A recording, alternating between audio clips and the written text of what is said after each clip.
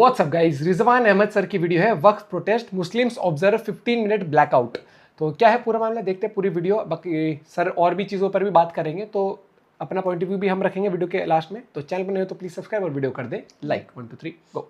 9 बजे से 9:15 बजे तक 15 मिनट के लिए अपने घर की, अपने दुकान की लाइट 9:15 बजे तक 15 मिनट के लिए अपने घरों की, दुकानों की। और सरकार की एजेंसीज बहुत एक्टिव होती हैं और पर्सनल बोर्ड जो भी एक्शन लेता है उस एक्शन के ऊपर उनकी गहरी निगाह होती है, वो सब इससे वाकिफ है। जो प्रोटेस्ट कॉल दिया गया था बत्ती गुल का, वो बहुत कामयाब रहा। अच्छा, लाइट्स ऑफ कर दीजिए। हेलो नमस्कार, सत श्री अकाल, अस्सलाम वालेकुम। कैसे हैं जनाब? तो बत्ती गुल पे अपने भाई का जरा बत्ती गुल करने वाला असेसमेंट और एनालिसिस देख लीजिए। कहां कहां की चीजें साथियों आप लोगों के लिए जोड़ के लाया हूं, दिल थाम कर बैठिए। याद है वो कोविड का दौर, जब ये हुआ था कि आप अपने घरों में मोमबत्ती या दिया जलाएंगे, तो लोगों ने कितना तो क्या खिल्ली उड़ी थी? कोविड ठीक हो जाएगा? क्या साइंस की खिल्ली उड़ी थी? क्या किया था? क्या इससे कोविड खत्म हो जाएगा?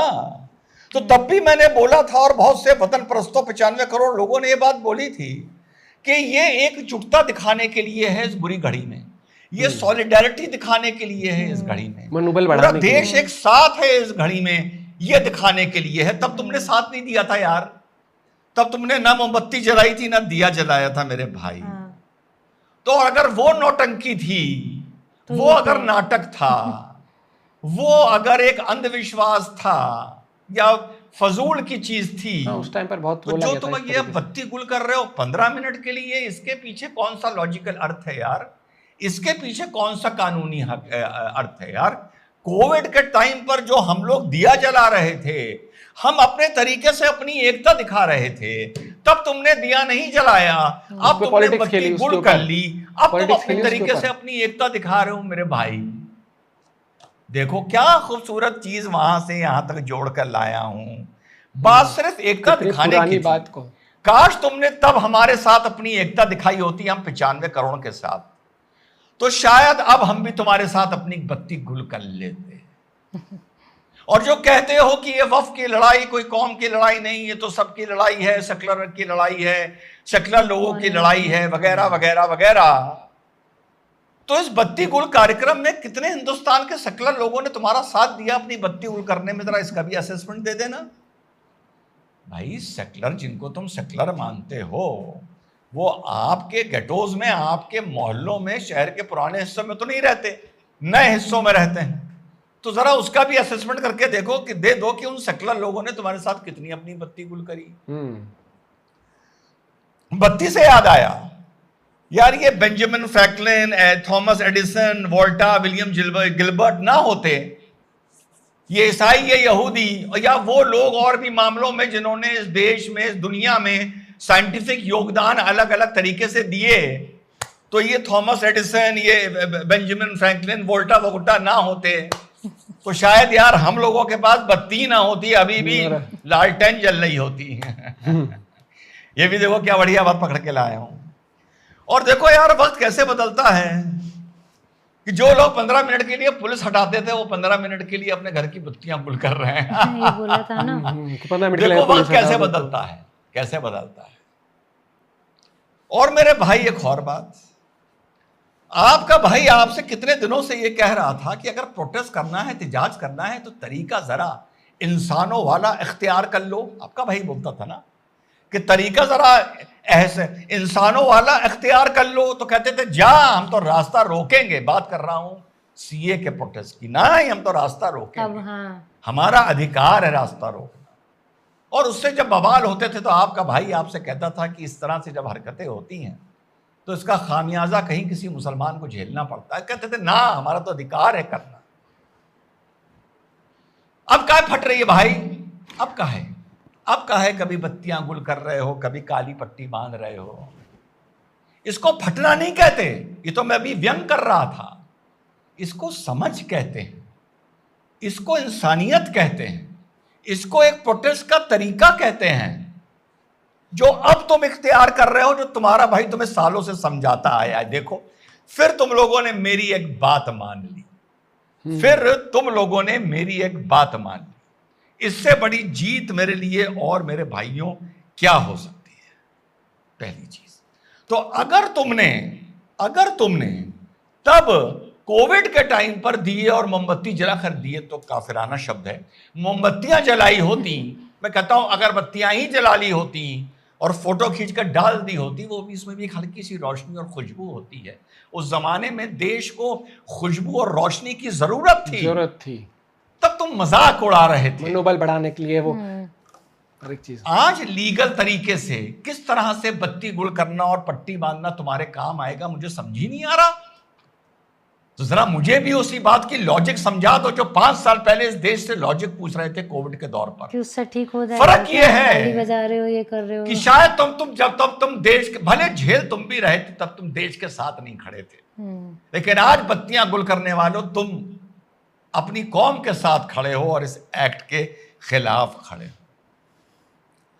और एक और चीज ढूंढ के लाया हूं, जोड़ के लाया हूं, काफी क्लिप आई हैं।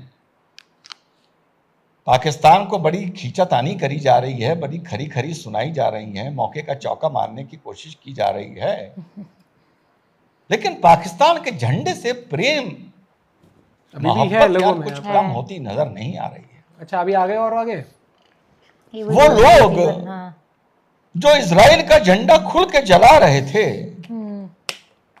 यार वो पाकिस्तान का झंडा खुल के नहीं जला रहे हैं। जलाना तो छोड़ो, बड़ी इज्जत दे रहे हैं उसे। ये देखना। हाँ, एक ये बात भी मेरे भाई इस हालातों में समझ में नहीं आ रही है। और कहीं ना कहीं कोई ना कोई आदमी की हरकत उसके अंदर दिल में क्या चल रहा है इस बात की गवाही देती है। तो इजराइल का झंडा जलाने वालों, तुम पाकिस्तान का झंडा कब जलाओगे? अगर ये कहोगे किसी भी मुल्क का झंडा क्यों जलाएं, तो फिर इजराइल का झंडा क्यों जला रहे थे?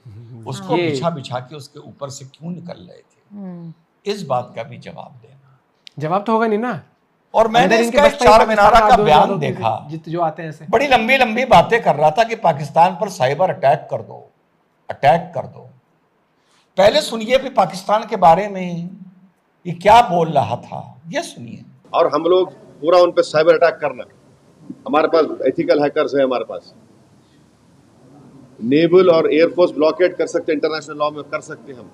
और अगर कल कोई एक्शन गवर्नमेंट लेगी तो यूनाइटेड नेशन का कानून है आर्टिकल 51 जो सेल्फ डिफेंस में आपको राइट देता, और नॉन स्टेट एक्टर्स के खिलाफ भी आप एक्शन ले सकते।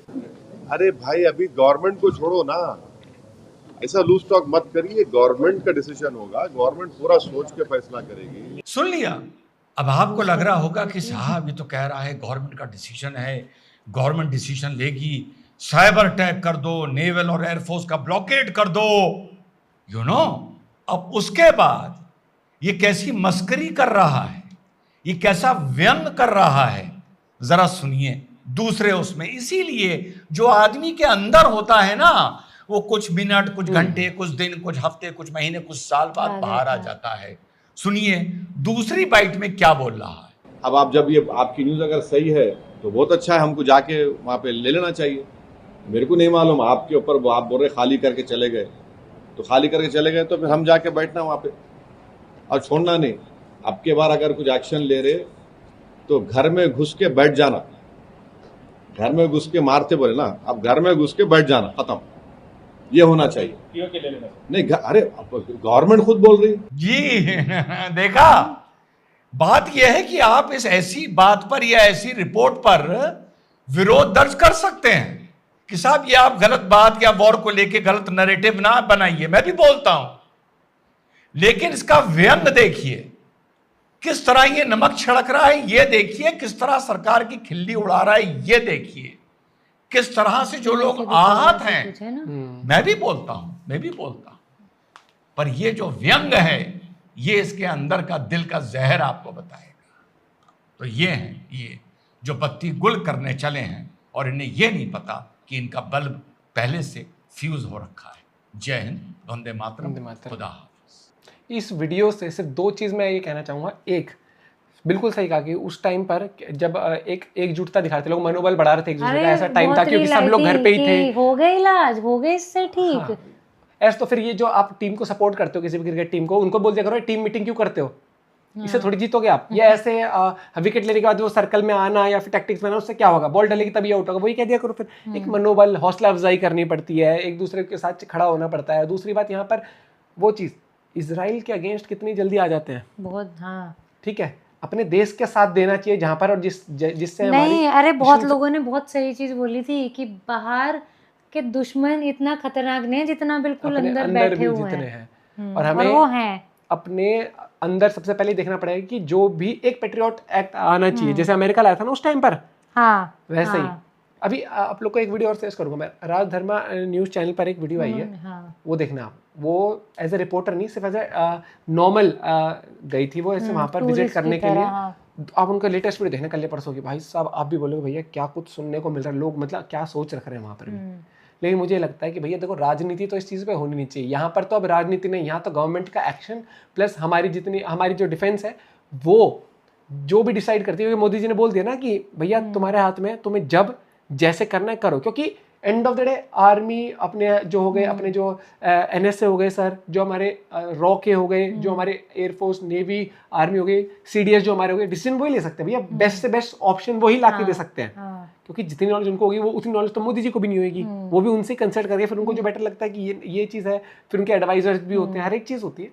तो हम चल रहे हैं राइट ट्रैक पर, और हमने पाकिस्तान को ऐसे मोड पर रखा हुआ है कि वो सोचा अब होगा अब होगा अब होगा, शेर है वाली कहानी। और फिर ऐसे टाइम पर उनको मजा चखाओ कि जब वो बिल्कुल ऐसे हो गए हो कि वो कांपे टांग रही थी उस टाइम पर। अपना पॉइंट भी आप लोग भी शेयर कर सकते हो। Bye bye, take care.